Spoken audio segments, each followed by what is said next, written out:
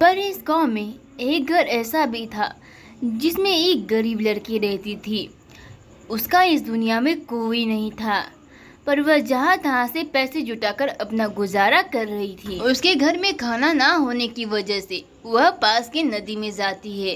अरे, आज तो जंगल में भी कुछ खाने के लिए नहीं मिला, चलो आज पानी पीकर ही सो जाऊंगी, क्या पता कल कुछ मिल जाए, पर मुझे बहुत जोर की भूख लगी है। ऐसा कहकर वह लड़की सोचने लगती है।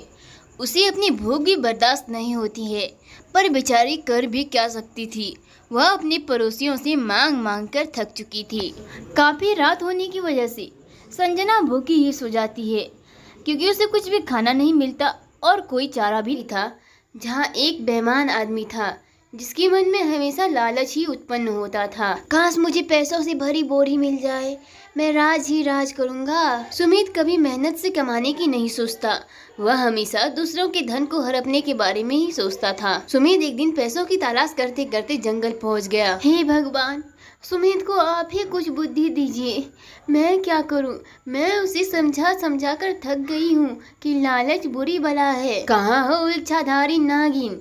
मुझे पता है तुम यहीं कहीं हो, चलो अब जल्दी से मेरे सामने आ जाओ। सुमित नागिन को पुकारते पुकारते आगे की ओर जाता है कि कहीं उसे नागिन की तलाश हो जाए, पर जैसे ही वह कुछ देर जाकर रुकता है, वैसे ही वहाँ पर एक इच्छाधारी नागिन आ जाती है, जो कि काली विशाल देखने में। नागिन सुमित को देखकर अपने असली रूप में आती है और दोनों ही एक दूसरे को देखकर काफी आश्चर्य हो रहे थे। अरे ओ नागिन, ला अब मुझे जल्दी से अपना नागमणि दे दे। देखो तुम जो भी हो, मैं नहीं जानती कि तुम कौन हो, पर मेरे पीछे मत पड़ो।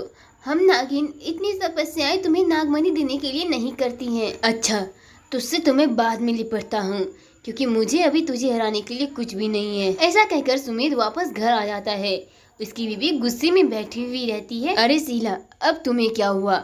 मैं वापस तो आ ही गया, देखो जैसा तुम्हें कहा था वैसे ही आया हूँ। मैंने तुमसे कितनी बार कहा है सुमित, लालच बुरी बला है, इसे छोड़ दो वरना तुम एक दिन बहुत पछताओगे, देख लेना। इसी बीच दोनों में बहस होने लगती है और उसे सुमित मनाने लगता है, पर वह मानती नहीं। सुमित शीला को काफी मनाता है, पर वह नहीं मानती।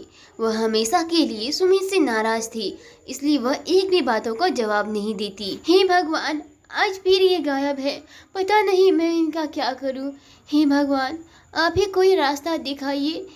शीला मन ही मन में सुमित की जाने का अफसोस करने लगती है, क्योंकि वह हर रोज बिना बताए शीला को किसी गांव में दूर दूर तक कोई घर नहीं था।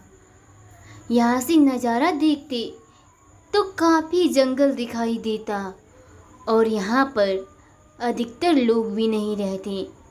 इसमें से एक घर में एक आदमी रहती थी, जो कि बड़ी ही आलसी थी। दोनों बहनें काम नहीं करना चाहती थी। छोटी बहन बड़ी को काम बताती तो बड़ी बहन छोटी को, कल सुबह होते ही मैं घर से निकल जाऊंगी, फिर देखती हूँ रिंकी कैसे काम नहीं करती। अरे मैं भी कितनी चालाक हूँ।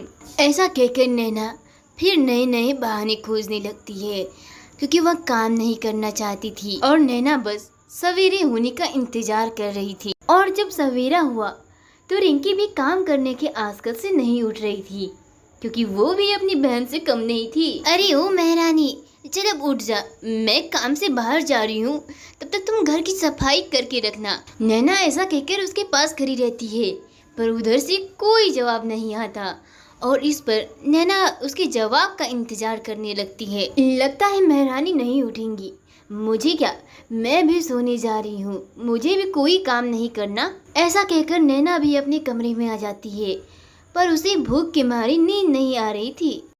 अरे मुझे तो जोरों की भूख लग रही है, पर मैं भी आज खाना बनाने वाली नहीं हूँ। हर रोज वो बस मेरी बनाई हुए खाना को खाती है, आज मैं भी नहीं बनाऊंगी। नैना के जाते ही रिंकी भी उठकर बैठ जाती है। भूख तो उसे भी लग रही थी। अरे बड़ी पागल लड़की है, मेरी नकल करती है, देखो खुद तो खाना नहीं बना पाती। मैं सोई थी और महारानी मुझे ऑर्डर देकर गई, मैं तो नहीं बनाने वाली, चलो दोनों भूखे ही रह जाते हैं। एक